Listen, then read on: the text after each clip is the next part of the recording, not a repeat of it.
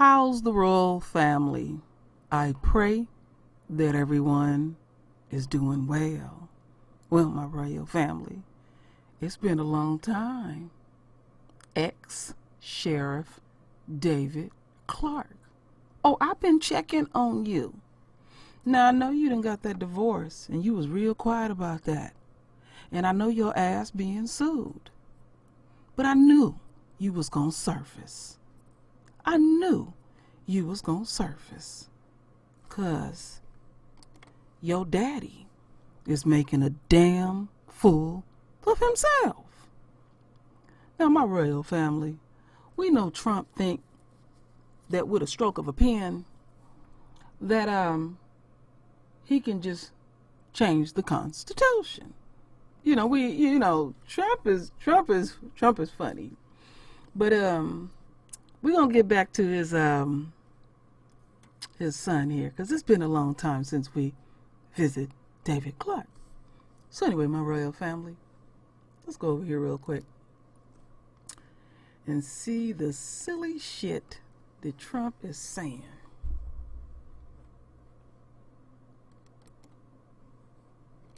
Trump plans to sign an executive order aimed at ending birthright citizenship, ratcheting up a crackdown on immigration in a final push to help Republicans in next week's congressional elections. As legal scholars voice doubts, Vice President Mike Pence on Tuesday confirming Trump will go ahead with the plan he first raised in an interview with Axios. We are looking at action that would reconsider birthright citizenship. But Trump's plan getting immediate pushback from a top Republican. Speaker of the House Paul Ryan in a radio interview saying, quote, "You cannot end birthright citizenship with an executive order. The move would target children born in the United States to non-citizens and immigrants who are in the country illegally." It comes as Trump has been ramping up the rhetoric on immigration, with Democrats poised to make strong gains at the ballot box. You got some tough people in those groups, and I'll tell you what, this country doesn't want them. He ordered more than 5,000 active duty troops to the U.S. border with Mexico. Trump citing what he said is a security risk posed by a caravan of Central American migrants still months away from the border, many of whom are families fleeing violence in their home countries. Legal experts say ending the guarantee of citizenship to those born in the U.S., enshrined in the Constitution, would likely require a constitutional amendment passed through the 50 states and Congress. Trump says he may be able to enact the change on his own, citing his legal counsel, but immigration advocates vow to immediately challenge any such move in federal court. Ooh, it's gonna get nasty. Olay Ultramoy. It's gonna get nasty. Let's take this down quickly. Let's see. I don't want any pop-ups. Take that down too. Now, I'm gonna play this little snippet here of Barack Obama. Barack Obama is a constitutional lawyer, so he knows the Constitution quite well. We know Trump is dumb as a sack of rocks. We know this. And we're going to let his son explain it all to us. Yeah, that's going to be the real sweet video, my royal family. Because this coon, oh, I'm going to drag you. It's been a while. You've been hiding. But we're going to hear this little quick little snippet. And then we're going to hear this nut.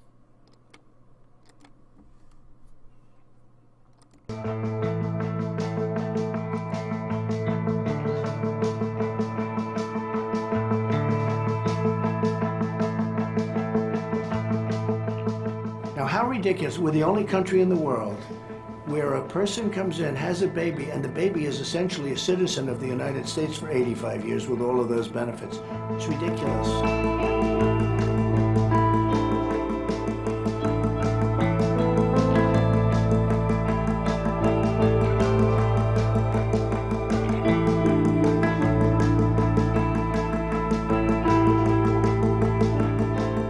You can definitely do it with an act of Congress, but now they're saying I can do it just with an executive order.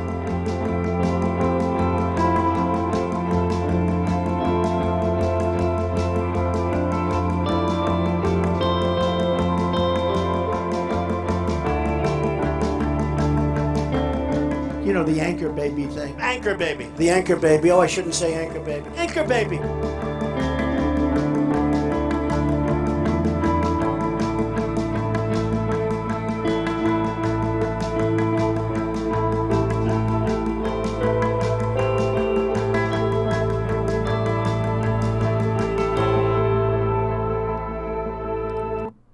Put up the wrong video, family, but that video was necessary. I had a video, let's see if we can find it. I had a video with Barack Obama. Let's see if we can find it, but we needed that because I wanted to hear that little snippet from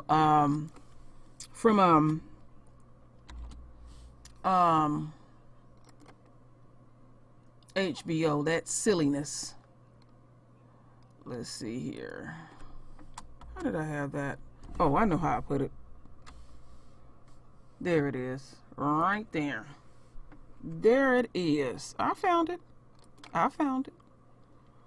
Where is Obama at? Where is he at? Right here. Let's listen to this.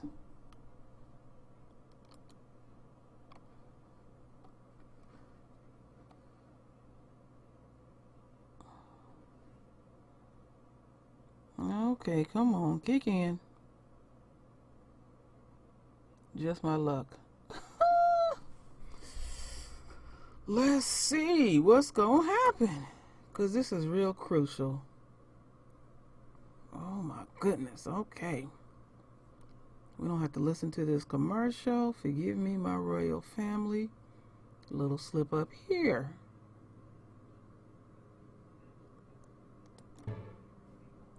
I'm assuming that they recognize that a president doesn't get to decide on his own who's an American citizen and who's not. That's not how the Constitution of the United States works. That's not how the Bill of Rights works. That's not how our democracy works.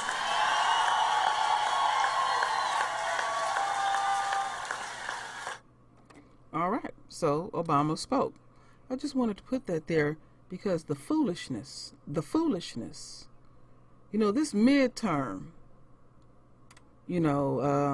Trump really been showing his true colors, even more so, because, I mean, they fighting down to the wire, because they vote on November 6th. And so, you know, as I'm doing my research, ex-Sheriff David Clarke and his rhetoric, because you know he gonna make sure he fit himself in, because he ain't really been in the news, my royal family, and it's been a while since I have dragged him. Anybody that's new to the True Royal Family, so far I have made 39 videos. This will be number 40 of the sheriff. Oh yeah, I love dragging him. I have a playlist and all. But listen to this silliness.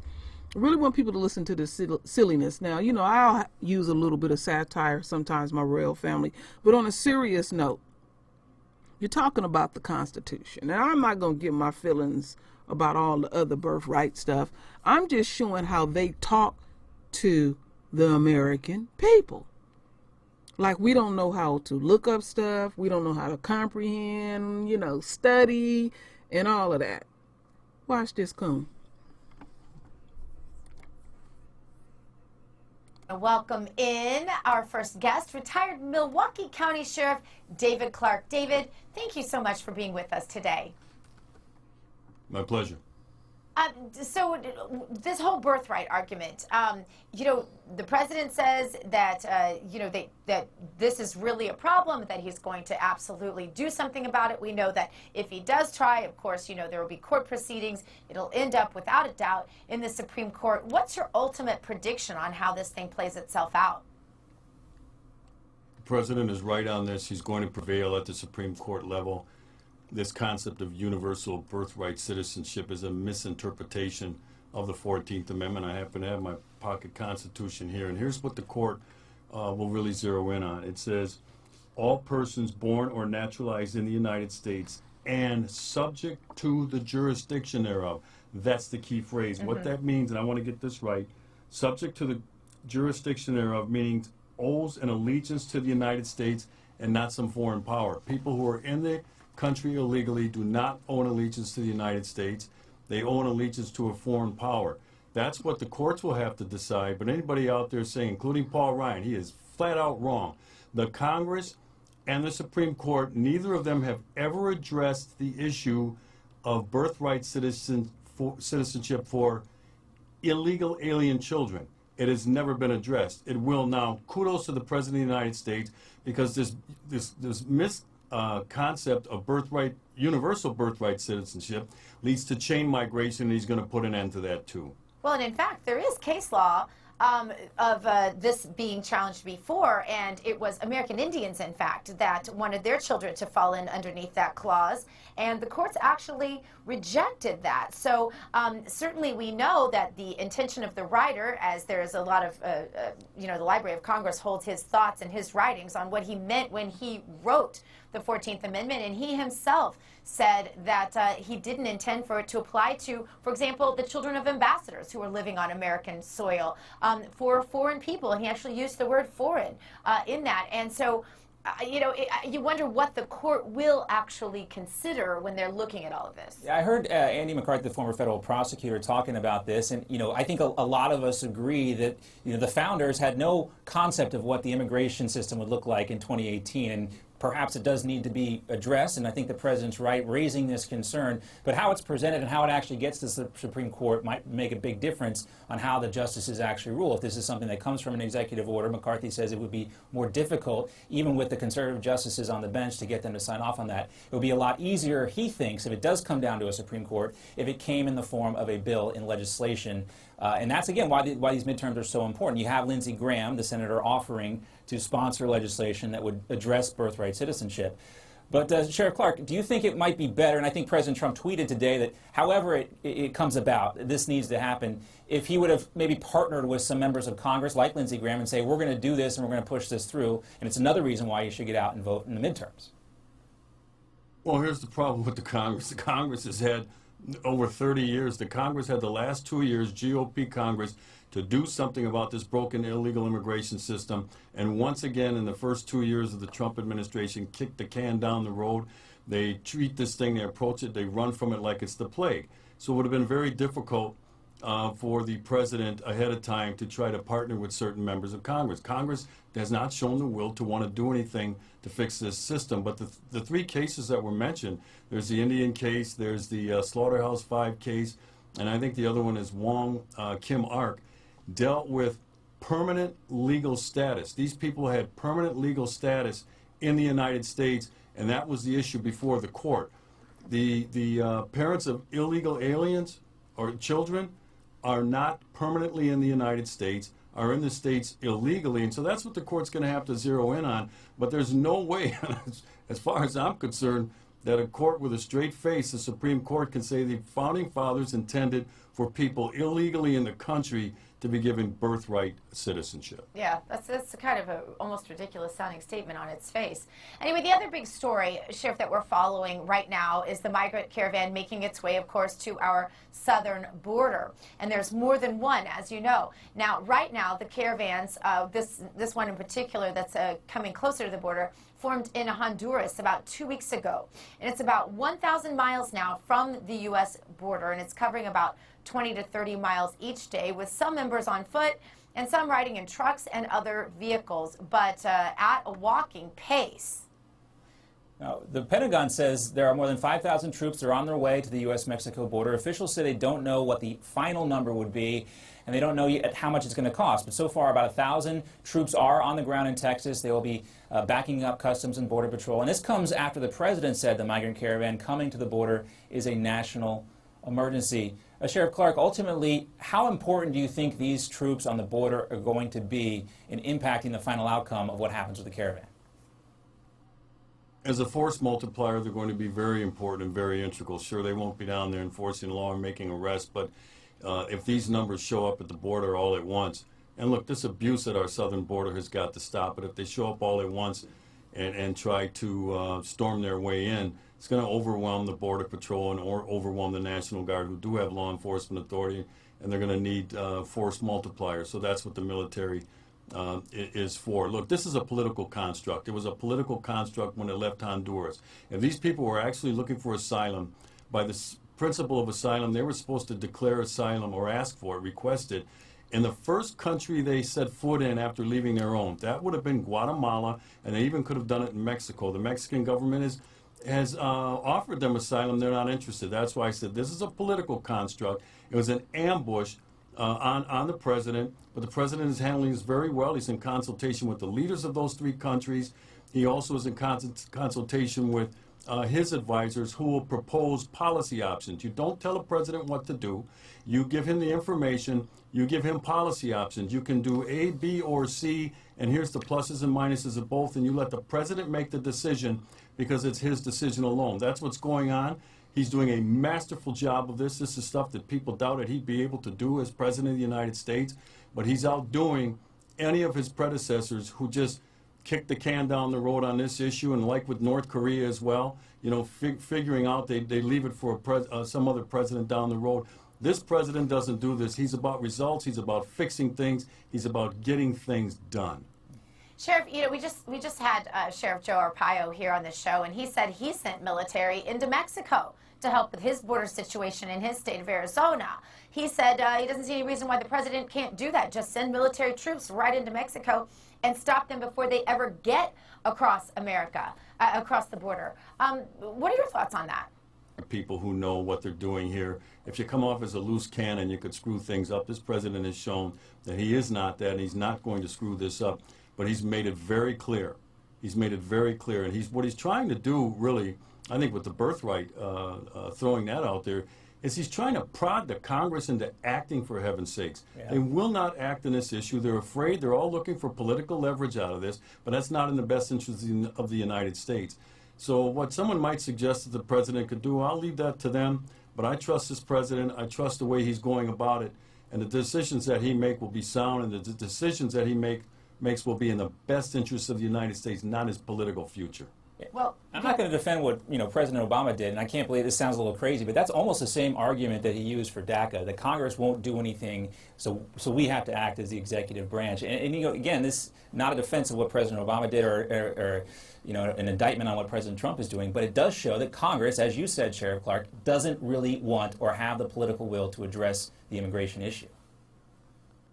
No, I think it's completely different from what Obama did with his pen and his phone.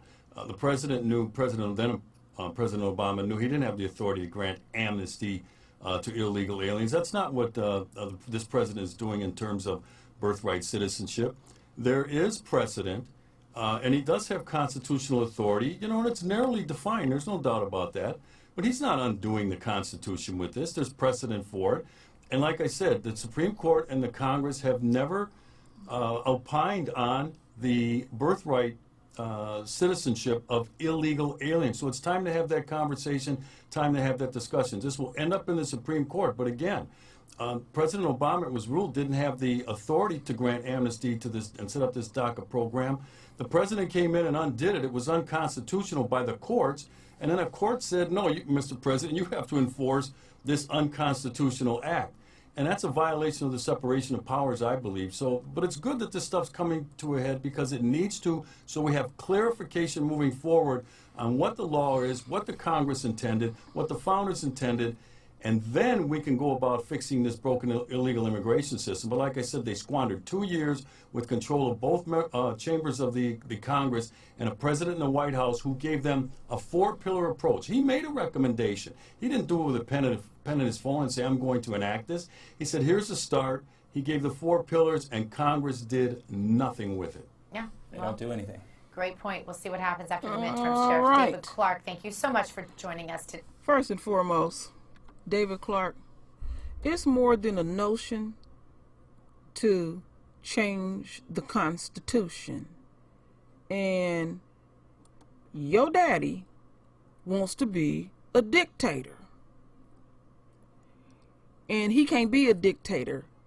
There's a thing in government called checks and balances. And you can learn that in high school, Civics 1 and 2, Clark. So you can sound all intelligent and talk all that shit that you want. Now, my royal family, I'm not confessing that I know the Constitution. I'm not confessing that at all. But I know a little something. I know a little something. And I just wanted to take the opportunity to drag the sheriff before the end of the year. Because that's what I do. I drag him. See, his thing is he always wants to fit himself in the narrative. He don't work for Trump. Pence did not want him there. But he gonna do his due diligence for his daddy. Oh, don't we know this, my royal family? Now, he can sound intelligent and all those things, but he's still a coon at the end of the day. And it just show you how these folks really think that this president is an idiot. He don't know the Constitution. Now, I do profess, my royal family, that there is an issue with people coming over here, because when you look at like this caravan coming and the sheer number of people coming, and when you get to visually see it, it makes you think. But also, they're using fear tactics during this midterm elections. But really, Clark, you are not the sheriff anymore. You do not work for Trump anymore. And the reason why Pence did not want you there, because you can't keep your ass off Twitter, and they did not want you to outdo your daddy. That's simple, is that? Because you likes to overstep. See, your cooning go way too far. You know, they tell you when to coon. But see, you coon in the night when nobody see you. But I know what you is. I've been on your ass for 2 straight years, and you know it. You know the things that I told you. I warned your ass. Because you being sued right now. My royal family, it's a lot going on. It's a lot going on. See, he just went through a divorce, and he's known for beating Becky's ass. Oh, yeah. He used to beat on his wife. Yeah, I was shocked, too. And I had somebody a long time ago say they used to work under him and told me about him. I didn't take their word for it. I did my research. I was like, damn, I didn't know he had it in him. I didn't know he had it in him when he was cheating. So he got some shit he got to deal with. And the main thing that he got to deal with is all that shit that he left in Milwaukee. They still dealing with him.